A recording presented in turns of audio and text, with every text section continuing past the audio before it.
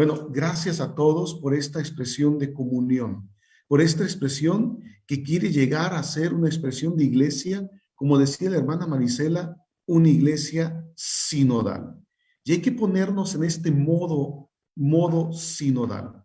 Hay que echarle ganas a todos, hacia encontrarnos en este caminar juntos donde todos como iglesia caminamos al encuentro del Señor. Pero esto no es solamente de hoy, sino parte de una historia. Estamos en la 23ª Asamblea Diocesana de Pastoral. El año pasado se debió haber realizado esta asamblea, pero como ustedes saben, no pudimos realizarla. Hoy la realizamos de esta manera, como decía el señor obispo, para que estemos muchos más hermanos participando de manera animosa, de manera generosa.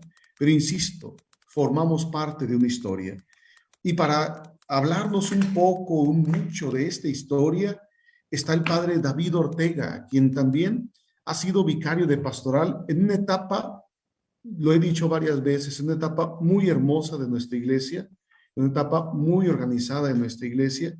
El padre David Ortega fue vicario de pastoral en ese tiempo y agradecemos su presencia aquí, padre David, y le invitamos a que nos comparta un poco precisamente de esta historia y de cómo estamos organizados, porque como iglesia estamos organizados, somos una diócesis.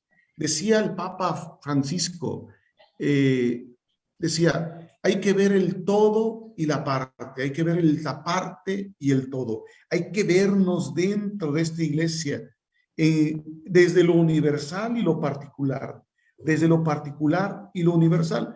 No me adelanto a la reflexión que tendremos el viernes, solamente la menciono, pero esta iglesia es particular en esta diócesis y dentro de la diócesis también nos organizamos para identificarnos y tener una mejor acción pastoral. Pero bueno, paso cámaras y micrófonos al padre David Ortega y le damos o compartir pantalla al padre David Ortega, por favor, nuestro administrador. Le damos compartir pantalla y apagamos todos nuestros micrófonos. Padre David, le cedo el micrófono. Buenas noches a todos. Es un gusto poder compartir como discípulos misioneros esta asamblea que tiene un carácter sinodal, nos va acompañando. La historia precisamente es medir el tiempo. Ahí los historiadores dicen que la historia es de quien la vive y de quien la cuenta. Nosotros como cristianos sabemos que la historia es la presencia de Dios en el tiempo. Es lo que los griegos llamaban de una manera especial kairos, el tiempo de Dios. Y yo lo que quisiera compartir con todos es ir viendo el tiempo de Dios en nuestra iglesia, concretamente en nuestra tierra, con nuestra gente, con los pueblos nativos, aquellos que eran originarios de estos lugares y que hemos heredado de ellos los valores humanos, los valores de la fe que fueron recibiendo, los desafíos que fueron afrontando y cómo esta fe ha venido creciendo hasta llegar a nosotros, que somos como esa hoja verde de la higuera que Jesús nos enseñaba en el Evangelio del día de ayer. Hay futuro para la iglesia. Después de la pandemia y a pesar de los desafíos que tenemos, hay un futuro muy marcado para la iglesia y para el mundo entero. ¿Qué tenemos que ver? Principalmente la etapa de los exploradores. Desde el 1533, el 7 de septiembre, el encuentro de los primeros españoles con los pueblos nativos de nuestras tierras. Y tenemos que recordar también el 1539, la expedición de Cortés con el capitán Ulloa, que llega precisamente un 16 de septiembre a la desembocadura del río Mayo actualmente, y el 18 de septiembre de ese año, 1539, lo acompañaba el padre Raimundo Alilius y el hermano Antonio Mena, franciscanos los dos, que daban posesión al puerto de puertos, que hoy conocemos como puerto de Guaymas. Mismo año, 1539, Fray Marcos de Niza atravesaba nuestras tierras buscando las ciudades de oro de Cíbola y Quivira. Imaginación, fantasía propia de la época. Sin embargo, no tenemos ningún dato que registre una misión plantada por estos misioneros exploradores. Solamente pasaron, dieron dato y fe de lo que vivieron, pero no hicieron ninguna misión. Tuvieron que pasar muchos años. 1614, 29 de abril, llega el padre Pedro Méndez Sierra, siervo jesuita, primer gran misionero de Sonora, al cual le debemos mucho y lo hemos ignorado tanto. Creo que tenemos ahí una deuda histórica, moral, como iglesia, a reconocer el papel de Dios en el padre Pedro Méndez y en lo que él hizo por las primeras misiones de nuestra diócesis. Ese día, 29 de abril, funda la misión de Santa Catalina de Camoa y la estructura misional ahí empieza. Llega junto con el capitán Diego Martínez de Urdaide y el 31 de julio fundan la segunda misión Visita. Rato vamos a ver en qué consiste la estructura misional. Es la misión como cabecera y la misión Visita.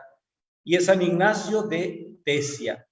7 de septiembre del mismo año, la misión de la Natividad de la Virgen María de Navojoa. Y la misión Visita, 8 de diciembre, Día de la Inmaculada Concepción en Coahuirimpo. Estamos hablando de las primeras 4 misiones que se hicieron en Sonora.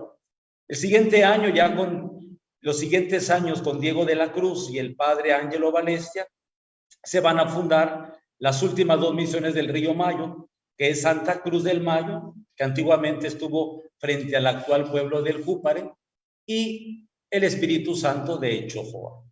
¿Por qué marco yo esto? Como primer lazo de la estructura misional.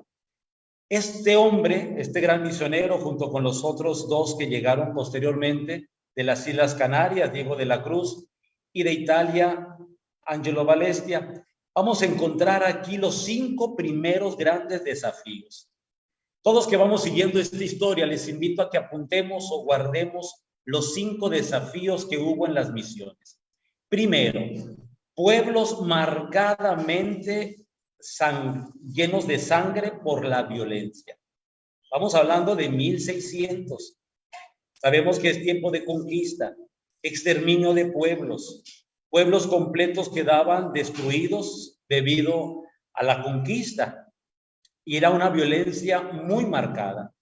Todavía recordamos a el capitán Diego Martínez de Urdaide que en 1610, después de 3 ataques con los yaquis, murieron más de 2000 entre suaques, mayos y gente de Sinaloa. La violencia. Nuestro tiempo todavía sigue marcado por la violencia, un desafío que tenemos como iglesia. Segundo gran desafío de aquellos pueblos del 1614 era la hambruna. No había lo suficiente para comer. El padre Andrés Pérez de Riva, en su libro Los Triunfos de la Fe, nos va a decir cómo trajeron semilla y ganado de Sinaloa y la mitad la dividieron para los indios Sisibutari en los pueblos de Zaguaripa, Arizpe, y Aribechis, Bacanora, y la otra parte para los mayos y los yaquis. La hambruna, un gran desafío. Tercer desafío de aquel tiempo era la inmoralidad. Los pueblos acostumbrados a tener la poligamia como parte de la vida, la violencia como parte de la supervivencia, vivían una situación de inmoralidad que para los españoles era escandalosa. Para estos pueblos resultaba ser la vida cotidiana y normal. El cuarto desafío fue la ignorancia. Pueblos que vivían todavía con un paganismo y con una ignorancia que marcaba sus vidas. Y el quinto desafío era la falta de la fe. Mucha fe en el cosmos, en las criaturas, en el sol, en la luna, en el nahual, en 1000 cosas que eran parte del paganismo. Todavía sabemos cómo los misioneros fueron haciendo una dimensión de sincronía para no dejar las cosas valiosas del pueblo, pero marcadamente un paganismo. ¿Cuáles fueron las respuestas? Creo que estas respuestas las tenemos que aprender nosotros hoy. Trajeron la paz. El pueblo más violento era el pueblo yaqui, y el pueblo yaqui hizo un tratado con el capitán Diego Martínez de Urdaide en 1616 para pedir que entraran misioneros, pero que no entraran ni soldados, ni entraran los misioneros con armas o con aquello que pudiera generar violencia. Y se hizo el Tratado de la Paz. Es impresionante esto, como el padre Pérez de Riva nos describe cómo precisamente el día de la ascensión del Señor llega a Hornos, y en Hornos son recibidos con cruces en las manos, con arcos de flores, y son bautizados los primeros conversos. Sabemos que eran niños, no bautizaban a los adultos hasta que hacían un paso de conversión, dejando el paganismo. Pero a partir de ahí vienen las misiones del Yaqui. Pentecostés del 1617 se funda Cocori, y de ahí la cadena de hacia el mar del río, Bacum, Torin, después Bicam y posteriormente Potan, Wiribisraun y Belén. Van a ser las comunidades yaquis. 1619, Martín Burgencio va a fundar Buenavista, va a fundar Cumuripa, y para el 1622 vamos a encontrar ya al padre Van der Sipe y a Francisco Liñano fundando Tezopaco, Nuri, Onavas, Movas y demás pueblos. ¿Por qué lo señalo? Porque estamos celebrando 400 años. Mire, no podemos ser insensibles. Hemos pasado a veces la etapa de los 400 años de una manera indiferente. Como iglesia diocesana nos ha faltado tomar conciencia, tomar responsabilidad con la historia, que no se nos pase de noche. Estamos celebrando 400 años, cientos de misioneros, cientos de catequistas. Cuando no conocemos la historia, entonces pensamos nosotros que llegaba el misionero solo con el capital. Y se nos olvida que junto con el misionero, en el caso de Pedro Méndez, venían catequistas soaques, catequistas tehuecos, son pueblos del norte de Sinaloa, y venían junto con ellos los catequistas que hablaban la lengua caíta, la lengua de los mayos, de los yaquis, y que había un testimonio de la vida y la conversión que habían vivido ellos. Por eso aquí se va dando el camino a la moralidad, el ejemplo de vida. ¿Qué sucede? El cuarto desafío es dar respuesta a la educación. Es impresionante cómo Diego de la Cruz, el padre jesuita, dice: 1 de enero de 1620, yo, Diego de la Cruz, de la Compañía de Jesús, fundo el primer colegio en la misión de la Natividad de Navojoa, con 12 alumnos, primer colegio. Aquí es importante entenderlo, no había permiso para las vocaciones nativas. Solamente llegaban misioneros peninsulares, es decir, de España, los criollos, los que ya habían nacido en México, y aquellos extranjeros que entraban con un permiso especial. Primera escuela de Sonora, fundada en Navojoa 1620 por Diego de la Cruz. No podemos ignorar. ¿En qué consistía el colegio?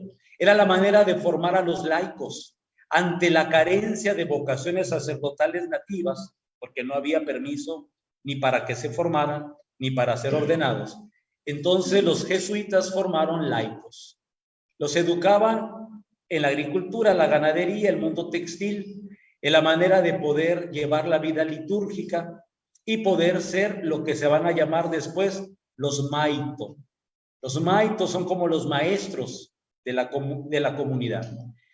Y es así como el quinto desafío del paganismo se convierte ahora en cristianismo. 20,000 mayos bautizó Pedro Méndez, 30,000 yaquis bautizó Andrés Pérez de Rivas.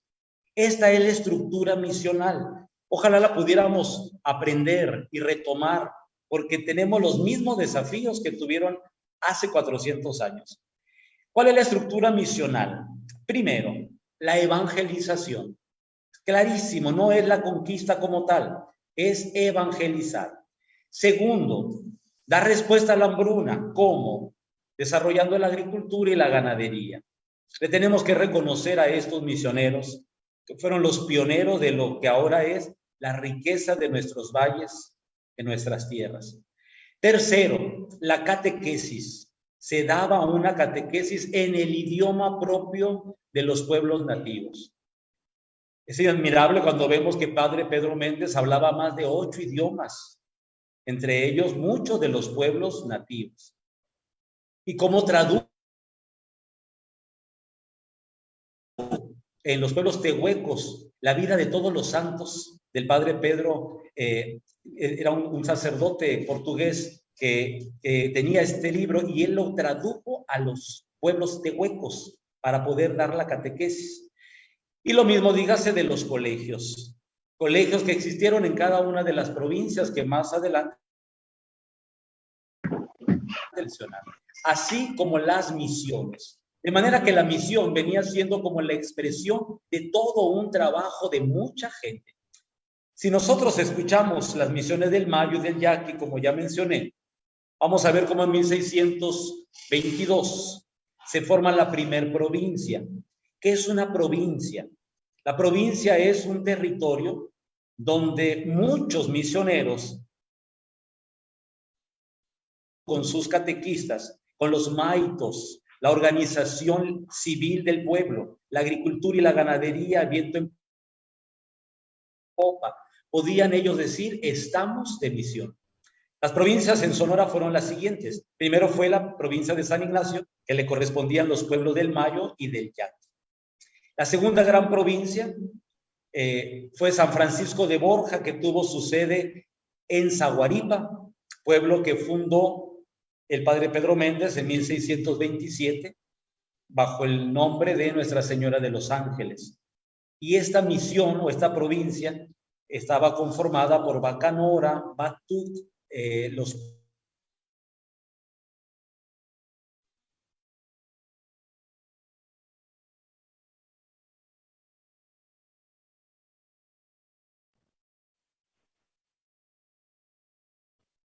Creo que tuvimos un problema con la conexión del padre David, ¿verdad?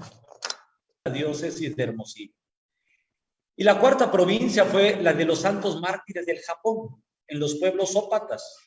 Ya para 1636 se fundaba Tepache, 1641, 42, Umpas, Oposura, actual Moctezuma.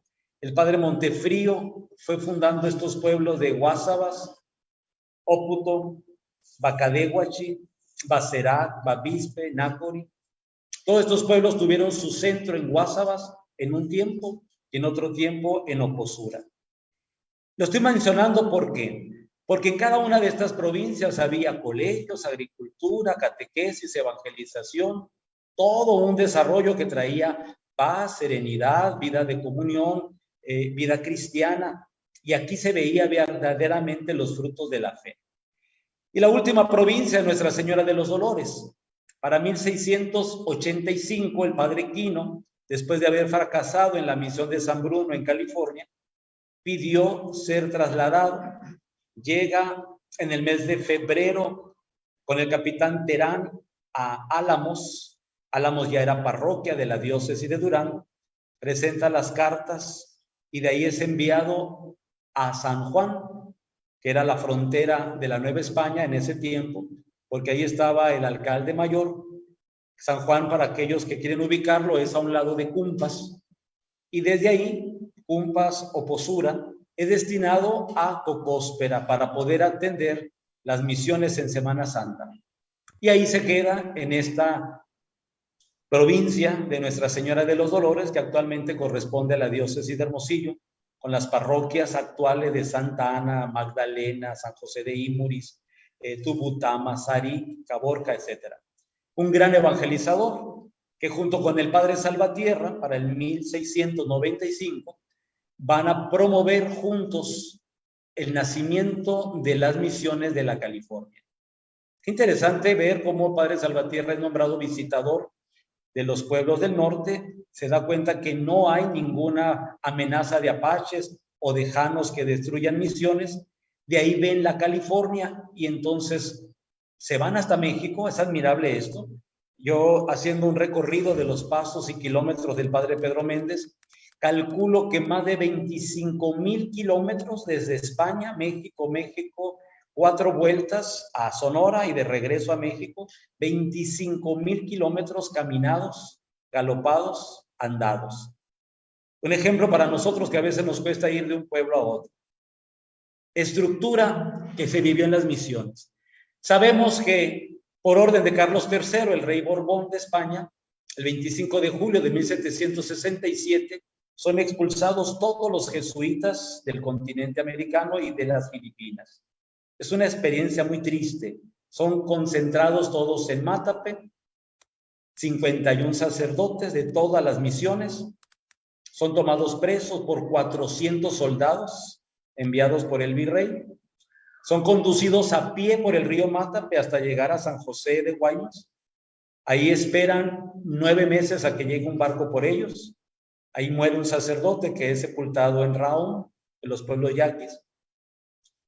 Navegan por el Baja California, llegan a Mazatlán, llegan después a Nayarit, atraviesan ese territorio inhóspito, llegan a Ixtlán, actual Jalisco, y mueren 22 sacerdotes. Todo para poder decir cómo esta estructura misional va desapareciendo. Los pueblos se quedaron devastados. Mandan a un visitador franciscano, Antonio de los Reyes Carrasco, hace un reporte donde dice que las misiones quedaron totalmente devastadas. En el mismo barco, el Príncipe, donde fueron expulsados los jesuitas, llegó en número de 10 franciscanos que venían a suplir las misiones. Qué difícil ha sido para la iglesia este tiempo, porque la única parroquia que existía era la parroquia de Álamos, a la cual llega el 1 de mayo de 1783 el primer obispo de Sonora. El mismo visitador aquel es nombrado primer obispo de Sonora. 2 de septiembre del 1783, camino a Arizpe, donde iba a ser la sede episcopal, funda la parroquia de San Fernando de Guaymas. En el mismo camino funda la parroquia de Pitic, la parroquia de Ures, cambia la sede episcopal de Arizpe para Álamos y queda la parroquia de Zaguaripa.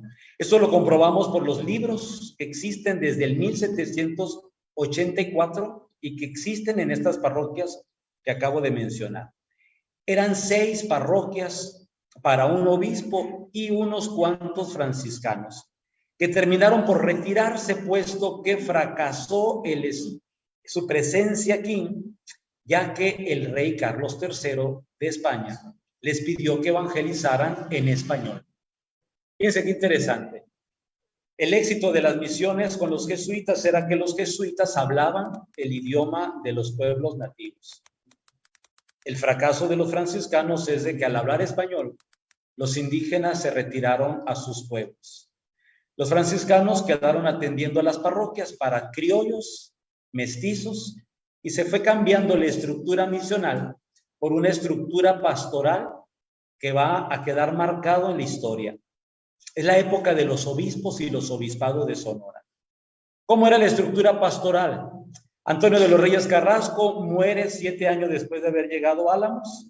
El segundo obispo está unos cuantos años, también era franciscano. El tercer obispo no llega a Sonora. El cuarto obispo cambia la sede de Álamos al Rosario, Sinaloa, y a partir de ahí el siguiente obispo cambia la sede a Culiacán. Por lo tanto, se va distanciando cada vez más la presencia de los obispos de nuestras tierras de Sonora. Los últimos obispos de la diócesis de Sonora, Sinaloa y las Californias termina en Culiacán para el 1850. ¿Qué pastoral se dio con pocas parroquias y pocos sacerdotes? Se dio una pastoral de sacramentalidad. Apenas atendían los sacramentos. Se dio un desarrollo de la religiosidad popular, procesiones, novenarios, etc.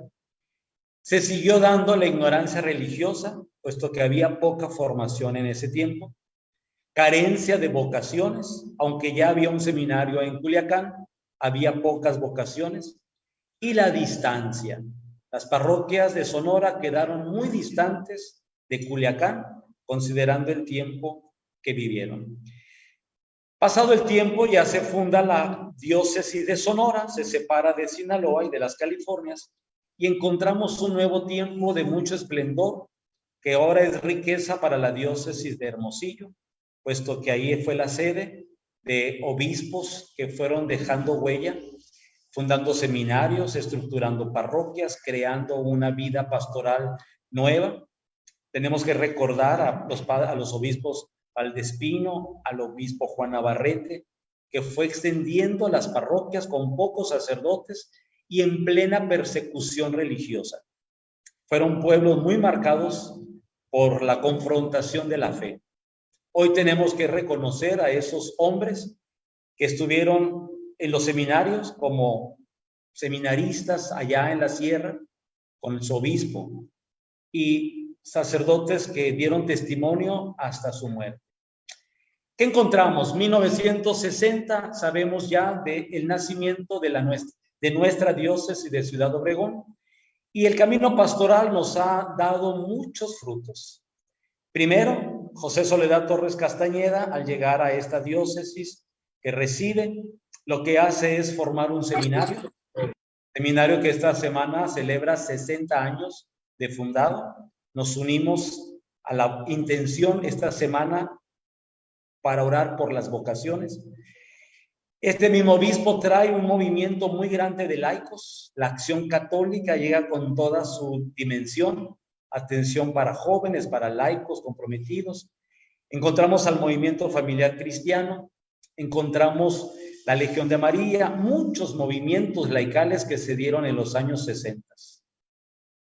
Los años 70 fueron marcados por el obispo Miguel González Ibarra, que desarrolló mucho las misiones. Muy interesante. Y encontramos ahí la primera estructura de zonas pastorales.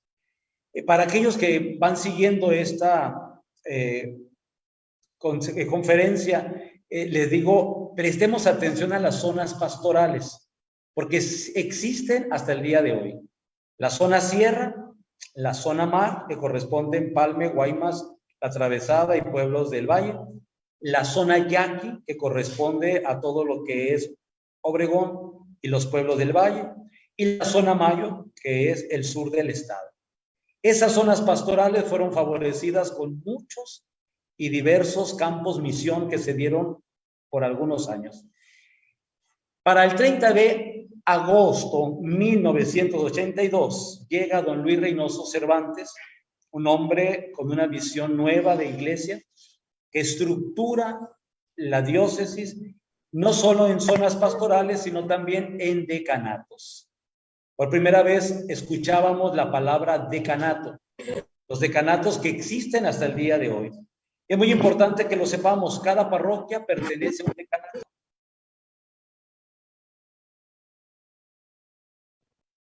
Padre, abra su micrófono, por favor, porque tuvimos que silenciarlo. Gracias.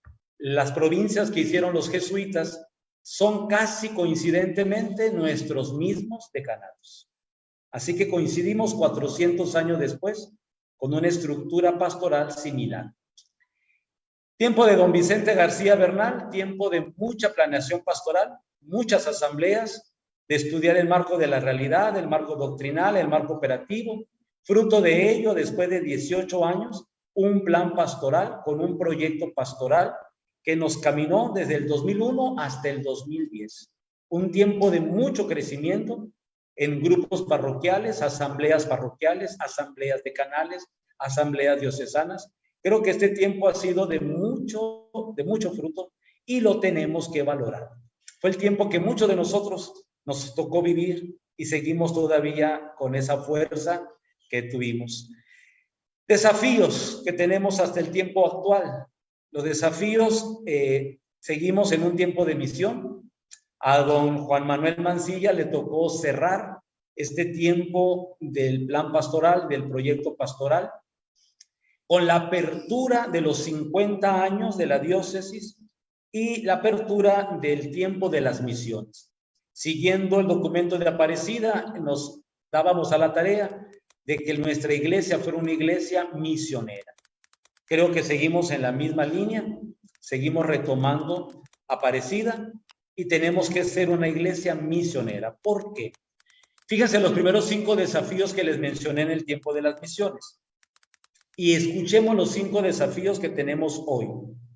Primer desafío que tenemos es la violencia en las calles.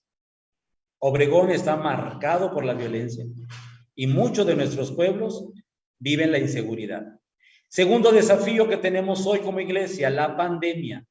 La pandemia que ha desajustado nuestras estructuras pastorales. Estamos en una iglesia desajustada, pero no vencida. Tenemos que entenderlo y verlo con humildad. Tenemos que reestructurar esta iglesia, porque si no, no va a funcionar nada de lo que hagamos. Tercer desafío, la indiferencia religiosa. Fruto de la pandemia, en muchos de nuestros fieles comprometidos encontramos una indiferencia y un desapego a regresar al templo. Los grupos que eran numerosos, que eran grupos fuertes, ahora se encuentran en minorías o a punto de desaparecer. Este es un desafío pastoral. No aplaudamos victorias que no tenemos. Nos falta la integración por la indiferencia religiosa que vivimos hoy. Cuarto desafío, estructurar la acción pastoral. Lo que llegamos a tener por mucho tiempo, ahora lo tenemos que retomar con mayor valentía que antes, con mayor trabajo posiblemente. Y el quinto desafío, un trabajo pastoral estructurado y de comunión. Felicito al padre Aníbal, felicito a los decanos ya estructurados en la diócesis. Nuestro obispo ya tiene un equipo de decanos, un equipo de laicos, de pastorales organizadas, fruto de un año intenso de trabajo. Públicamente creo que es de justicia reconocer, no somos una iglesia desajustada, estamos amarrando esto para caminar juntos en la comunión. Por último, 5 puntos que nos pueden servir, que fueron inspiración para los primeros misioneros de nuestro estado de Sonora. Los jesuitas tenían 5 principios que ojalá lo llevemos nosotros a cabo. Hacer de este lugar presencia de Dios. Segundo, hacer todo con heroísmo. Tercero, siempre más y mejor. Cuarto, hacer de este pueblo una gran nación. Y quinto, todo para mayor gloria de Dios. 5 principios inspirados en los ejercicios ignacianos. Tenemos desafíos. Esta asamblea creo que nos va a poner en el camino para afrontarlos. Tenemos lo más importante, que es la fuerza del Espíritu de Dios. Nuestras estructuras humanas son totalmente vulnerables. Necesitamos de la estructura trinitaria que nos invita el sínodo, caminar en la Trinidad y poder pedirle a Dios que hagamos su voluntad. Que nada de esto sea para nuestro aplauso, sino para gloria de Dios. Este material lo pueden encontrar ustedes en un material que les he compartido a los seminaristas, Misiones y Misioneros. Son casi 300 páginas de documento de la Iglesia Misionera en Sonora. Para los que les gustan las redes sociales, estos programas de Misiones y Misioneros los pueden ver en YouTube y lo mismo lo pueden escuchar por podcast. De manera que hagamos ahora conciencia de lo importante que es ser iglesia misionera en el mundo. Es una manera rápida para sintetizar 400 años. Yo les agradezco la confianza. Vamos pidiéndole a Dios que nos siga llenando con la fuerza de su Santo Espíritu para ir hasta los últimos rincones de la tierra. Muchas gracias. Muchas gracias, Padre David. Muy bonitas, muy nutritiva su presentación. Vamos a